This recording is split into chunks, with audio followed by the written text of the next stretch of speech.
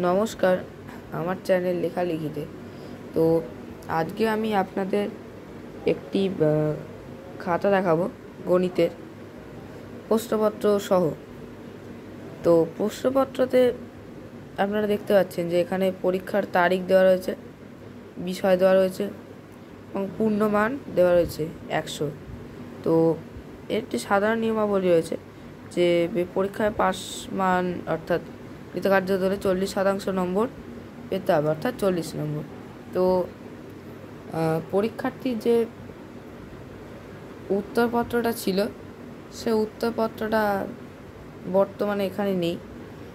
তো আপনাদেরকে এটা বলা যাবে যে কীভাবে নম্বরটা দেওয়া হয়েছে। তো তো দেখুন এখানে রয়েছে যে নামটা লিখতে দেওয়া হয়েছে 20 নম্বরের, অর্থাৎ যদি প্রত্যেকটি নামটা পেছনে 1 নম্বর করে 2 নম্বর করে রয়েছে, এখানেও তাই 2 নম্বর করে রয়েছে।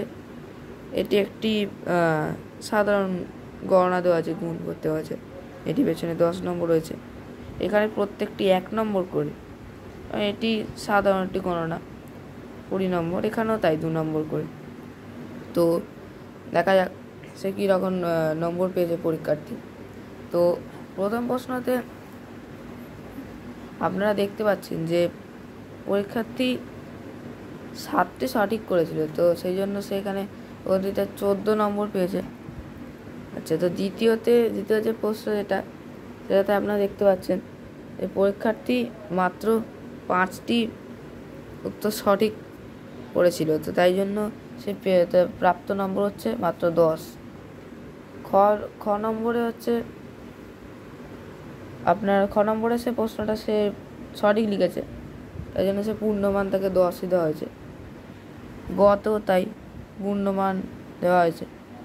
এবার ঘ প্রশ্নতে সে উত্তরটা ঠিক মতো লিখতে পারেনি, অর্থাৎ ভুল লিখেছে, তাই জন্য তাই 0 নম্বর দেওয়া হয়েছে।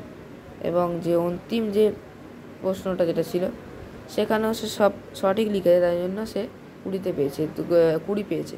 তো আপনারা এটি দেখতে পাচ্ছেন যে পরীক্ষা যেটা ছিল 100 নম্বরে, তো সে তার প্রাপ্ত নম্বর হচ্ছে 100-র মধ্যে 64 নম্বর। তো এইভাবে সে পরীক্ষা দিয়েছে। ধন্যবাদ।